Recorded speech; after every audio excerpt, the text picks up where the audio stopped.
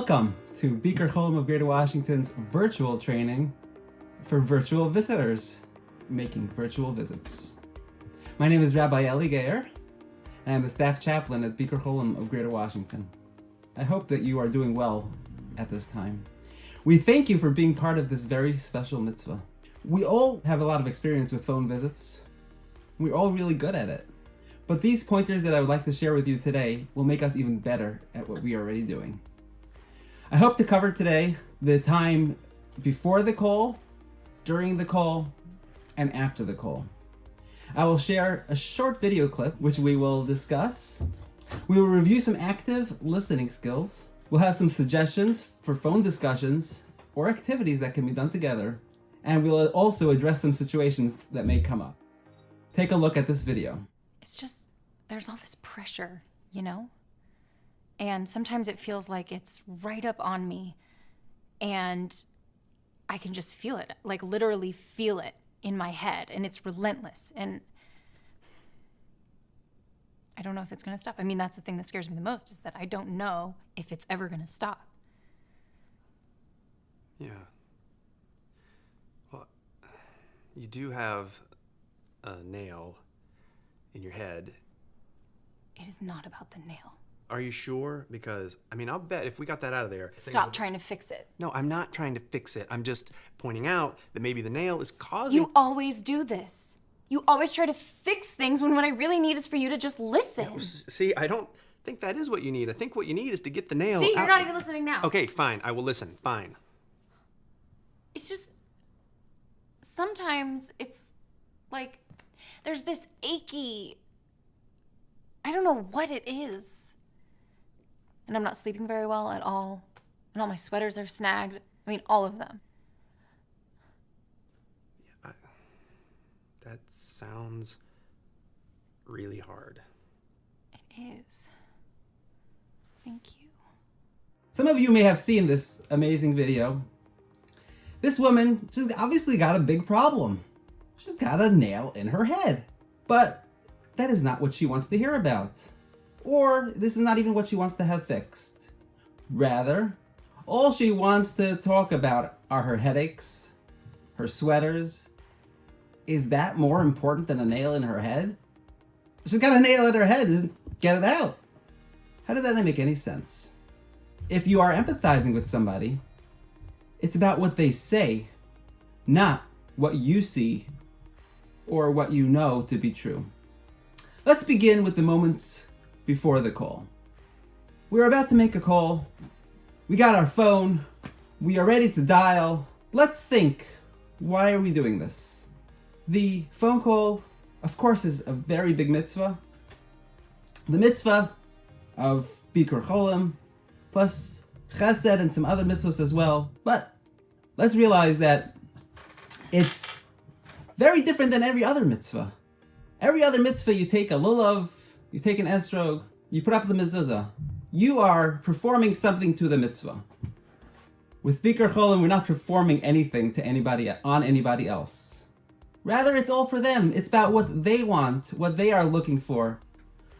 Sometimes it may just be to listen to them, to hear them, to spend some time with them, to show them that they care. We care. We're not trying to fix any of their problems, or to get any of our problems fixed over the phone. We will let the client, the person that we're speaking to, set the tone. Practically, how do we make the phone call? Where do we go? Where should I sit? Does it make a difference if I'm in my kitchen, my living room, in my study, or outside? Really doesn't make a difference. Find the place that you're most comfortable, a place that is relatively quiet and you can focus. Sometimes outside might be more enjoyable for you. Might be helpful to tell our family that we will not be available for a couple of minutes. But realistically, things might happen in the middle. There might be some background noise. Family might need us urgently, but that's normal, that's okay. Life does happen.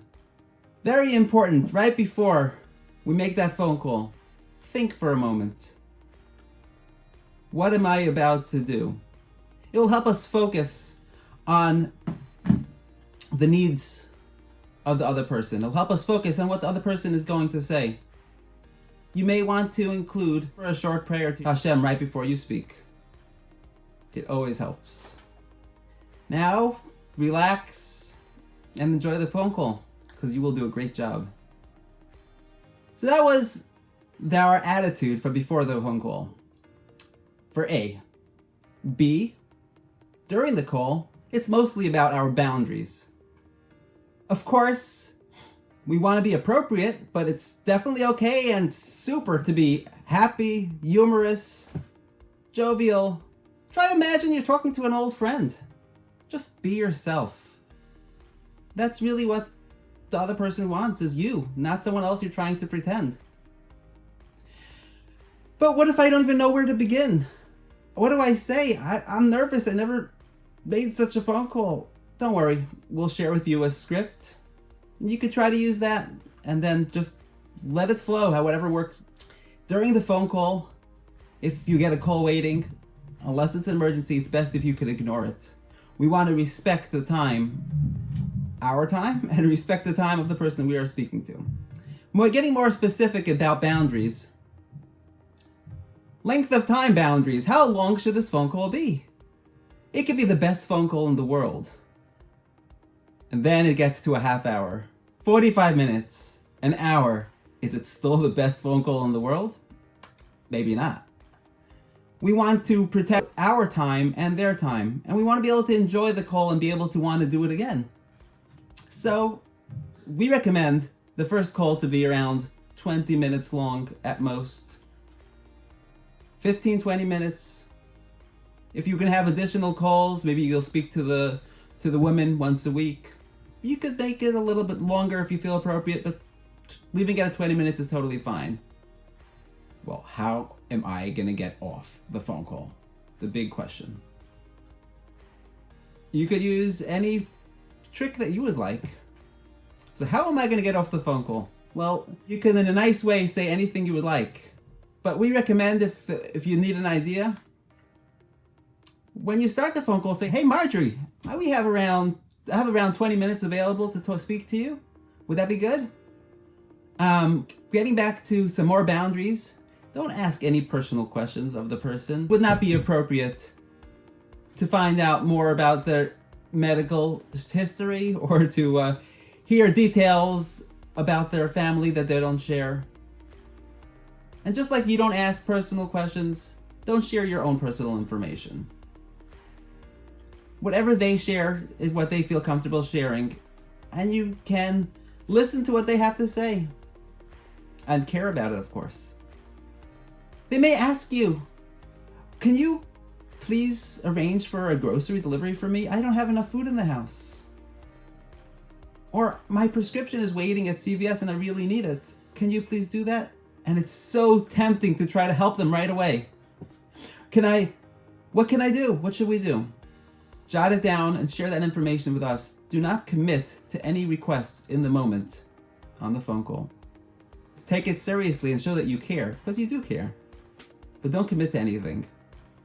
Then when it's time to go, you're totally fine to say gently, "It was a great call, it's time to go." Here are some active listening skills that I would like to share with you today. The more of an active listener we are, the more of an active talker our client will be. And the conversation will be enjoyed better by both people. To me, the most important thing in being an active listener is to realize that silence is totally fine. It's okay for there to be no one talking for a moment, or 2 moments, or even 3 moments. It gives time for information to be processed and gives the moment for the other person to have something else to say. If we would like to have the conversation go and have the other person talk and share, it's best not to ask specific questions. "Hey, so what did you have for dinner last night?" Sounds like a great question, but often you'll be given an answer. "We had spaghetti." Silence. End of conversation there. However, you may want to say a statement. "Wow, it must be so hard not being able to get out these days." Then usually a conversation will continue from there. Or maybe, tell me a little bit more about your hobby. I would love to hear more. While the person is talking, some people like to insert an They're talking and talking. They may think that their phone got disconnected, but of course you are there for them. Show them that you're there. Show them that you're still listening without interrupting by just a cue. Some people are familiar with reflective listening, where you respond with some of the things that they said. So, that is very interesting that you lost your keys. So you walked your dog. And you can't get out of your house? It's best during the conversation if they do most of the talking. Just let them share, let them discuss what's important to them. Of course, we'll have our time to have a conversation, to share our points as well. Best to be careful not to change the topic. Saying something like, that reminds me, that's just what happened to my grandchild the other day. Let me tell you about that. It may be very important to you, but that can veer off the conversation into something that's totally about you. We want it to be mostly about them. And if any of these kind of things happen over the phone, during a normal conversation, it's totally fine. These are just tips to try to get an even better phone call. But as long as we try our best, that's really the best. Let's discuss some specific situations that may come up during a phone call. Let's say there's a horrible distraction. There's construction outside. There's someone drilling. You can barely hear the person on the other end. The noise is very distracting. It's okay to put the person on hold for a moment. Or to mute yourself. And it's definitely okay to say, hold on 1 minute. You just need a break. But you want to continue the phone call. Let's say you're in a situation, you're in a place where the distractions are too much. You can relocate. You can go to another location. And you can even ask the person you're talking to, Mr. Goldberg, would it be okay if you found a better, different room to talk in? I cannot hear you over the TV in the background. What if during the conversation, and the conversation is going well, a topic is discussed, and the person starts crying on the phone? Sometimes the person might not be comfortable, not know what to do. How do I react to that? It can be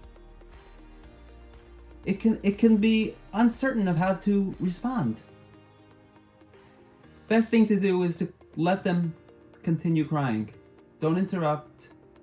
Don't try to change the topic. Don't feel bad that you caused the crying. You did not. If you'd like, you could say it's okay to cry. They're emotional, they have something important that they need to get out of their mind, of their heart. This is the best thing for them. Let them do it. And if you feel like you need to cry with them, even better. Very important. We are making you our partner at Bikur Cholim of Greater Washington. We are entrusting you with our clients. And we are partnering to hear more information that we would not necessarily know about our clients. You are the person on the street. You are there for us. You might get information that we wouldn't necessarily know. Try to look out for in the phone call if you sense some anger, some anxiety, or fear. Something that's significant. Maybe the person shares that they have no food in the house. Don't feel like you have to say something to them on the phone about it. It's probably best not to. Jot it down and please share that with us, because we have the resources that we can help them with. And recommendations. We really want to get your feedback about how the call went, and more specifically if there's anything we need to look out for. And any way we can better help the person is something that he needs. Or she needs. Now, You may not be a schmoozer, but you want to help. You want to be there for the person. And you just can't see yourself talking or listening. It might not be for you. Or you may just have been schmoozed out already. So here are some ideas of what you could do over the phone, and anything you could think of is also totally fine. You may want to read to the person or listen, be read to. Maybe a fun book of your childhood that you both recall fondly. Maybe there's some games that could be fun to do together, crossword puzzles or something. You may want to discuss some recipes. Or maybe how about a fun discussion about what would be the first thing you would do when this pandemic is over? And that could lead into a lot of fun topics. That covers B for boundaries during the phone call. That takes us to C. After the phone call, it's mostly about confidentiality. You may learn some information over the phone call that's private. What you learn on the phone call stays with you. Besides for sharing it with Beaker Chola, if there's something that needs to be shared, it should not be shared with anybody. No one in your household needs to know what kind of doctor this person goes to. In fact, even the person who you spoke to, the name of the person you spoke to, is confidential. We're entrusting you with that information, and we trust you. We are so happy that you're able to make this phone call, but it's for you, not for anybody else to share this information. We would love to get your feedback on how your phone call went. Maybe you have pointers and tips that other people can learn from. Maybe you just want to share what kind of great job you did. Let's just recap what we discussed today. It's the ABCs of making it a great call. Attitude. What's our attitude before we make the phone call? What's our attitude about the call? This is a mitzvah, but it's a mitzvah all about them. B. During the call, the boundaries.